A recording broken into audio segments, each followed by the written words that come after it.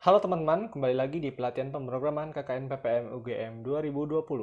Nah, kali ini kita akan masuk ke bagian terakhir dari pelatihan ini, yaitu konten keempat, array dan fungsi.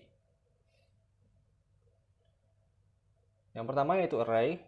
Array itu merupakan sebuah tempat untuk menyimpan rangkaian data yang berjenis tipe data sama pada satu variabel.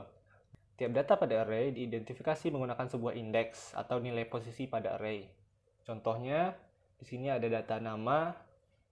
Kemudian data di dalam nama ini yaitu ada Ani, Budi, Bella, Cynthia, dan Tony. Nah, nama ini merupakan sebuah array. Kemudian Pak ada indeks untuk menyatakan posisi pada tiap nilai ini. Jadi pada indeks 0 itu terdapat nilai Ani. Kemudian pada indeks 1 terdapat nilai Budi. Pada indeks 2 ada Bella dan seterusnya. Nah, itu merupakan ilustrasi dari array. Contoh kodenya yaitu misalnya seperti ini, string, kemudian kurung 5, ini menyatakan jumlah data yang ada pada array ini. Kemudian ini nama variabelnya, yaitu nama. Kemudian memakai kurung kurawal seperti ini untuk memasukkan nilainya. Untuk mengambil salah satu nilainya cukup menggunakan seperti ini, yaitu nama variabel, kemudian kurung siku, kemudian di dalamnya adalah nomor indeksnya atau nomor posisinya. Kita langsung cobakan ke prakteknya. Di sini saya sudah siapkan kodenya. Nah, ini contohnya. Di sini ada array string yang nama variabelnya nama. Kemudian ini jumlah data pada arraynya. Jadi penulisannya bisa seperti ini atau bisa seperti ini. Bisa dipilih salah satu aja. Untuk sini saya pakai seperti ini saja. Nah, di sini kita tidak memasukkan nilai pada awalnya. Kemudian di bawahnya baru kita masukkan nilai, yaitu nama 0. Artinya nama pada indeks 0 kita masukkan nilai Andi. Nah, kemudian di sini nama pada indeks 1 kita masukkan nilai Dina. Kemudian kita coba cout nama 1, kita coba compile. Oke, lalu kita run.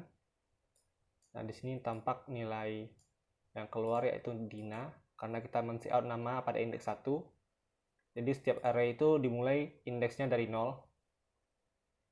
Artinya pada array nama ini indeks terakhir yaitu bernilai 9 karena hanya ada 10 data dan indeksnya mulai dari 0.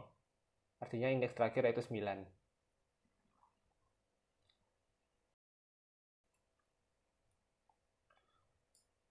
Kita juga bisa langsung memasukkan nilainya di sini. Misalnya di sini ada Andi, Dina. Di sini misalnya Bima.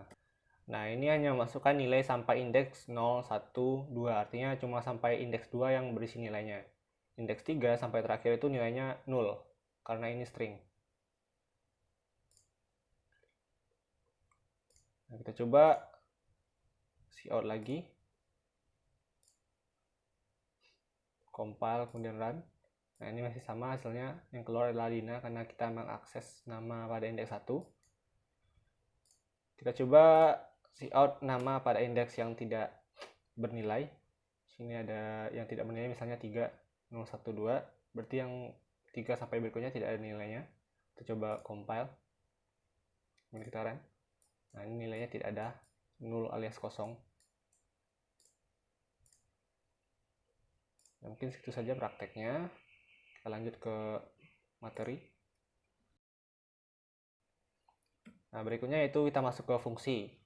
Nah, fungsi itu merupakan sebuah proses berisi kode program yang bisa digunakan kembali tanpa harus membuat kode program yang sama. Artinya fungsi ini bisa dipakai berulang-ulang atau dipanggil berulang-ulang. Nah, pada fungsi ini terdapat parameter ataupun boleh tidak. Nah, parameter ini digunakan untuk diproses pada kode program dalam fungsi tersebut. Nah, ini ada contohnya. Kita coba langsung praktek. Di sini saya sudah menyiapkan kodenya. Jadi ini fungsi main kita. Kemudian untuk fungsi yang mau kita buat, fungsi lain, itu harus dibuat di atas main. Artinya fungsi main ini harus berada di paling bawah. Nah, di sini kita sudah buat fungsi dengan tipe data integer.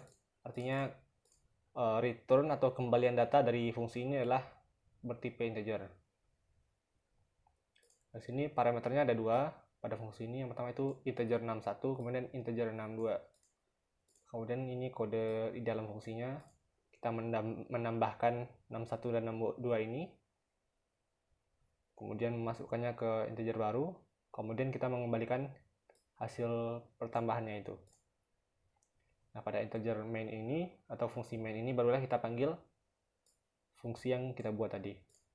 Sini ada integer a sama dengan 2, integer b sama dengan 3. Kemudian kita panggil fungsi sum-nya itu dengan parameter a dan b.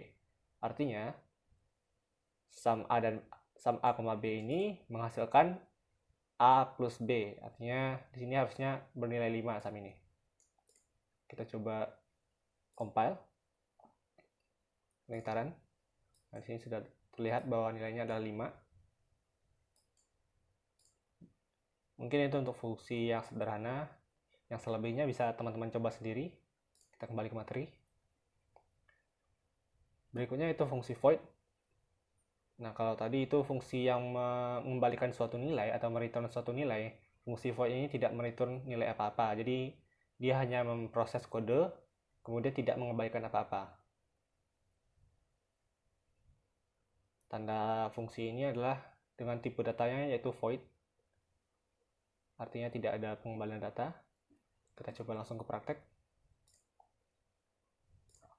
Misalnya tadi ini kita ubah dari integer tipe data fungsinya menjadi void. Kemudian langsung kita cout di sini. 61 plus 62. Nah, di sini kita tidak bisa cout karena akan error. Kita langsung panggil seperti ini, sum, kemudian a, b. A itu parameter yang pertama, kemudian b parameter kedua. Kita coba compile. Kemudian kita run. Ini hasilnya masih 5. Karena cout-nya udah berada di dalam fungsi ini. Kalau misalnya kita cout yang fungsi void ini, kita lihat apa yang terjadi. Kita compile. Nah, akan error karena ini tidak mengembalikan nilai, jadi tidak bisa di cout.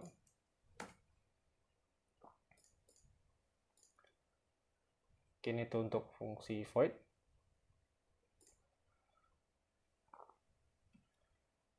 Nah, mungkin sekian yang materi tentang array dan fungsinya. Nah, berikutnya apa yang bisa teman-teman pelajari? Nah, yaitu yang pertama itu ada array multidimensi. Kemudian lanjut ke fungsi rekursi. Kemudian algoritma untuk sort atau pengurutan. Kemudian algoritma search, yaitu pencarian. Nah, ini bisa teman-teman pelajari sendiri lewat platform mana saja. Bisa lewat website atau aplikasi mobile. Nah, di sini saya sudah menyediakan beberapa tempat yang bisa teman-teman kunjungi untuk belajar pemrograman. Yang pertama yaitu ada we3schools.com, kemudian ada sololearn.com, codepolitan.com. Codepolitan.com ini merupakan website yang berbahasa Indonesia. Kemudian ada codeacademy.com, kemudian ada geeks4geeks.org. Teman-teman bisa akses website ini untuk belajar pemrograman lebih dalam. Ya, mungkin sekian yang dapat saya sampaikan pada pelatihan pemrograman ini. Jika ada kesalahan mohon dimaafkan. Sekian dan terima kasih.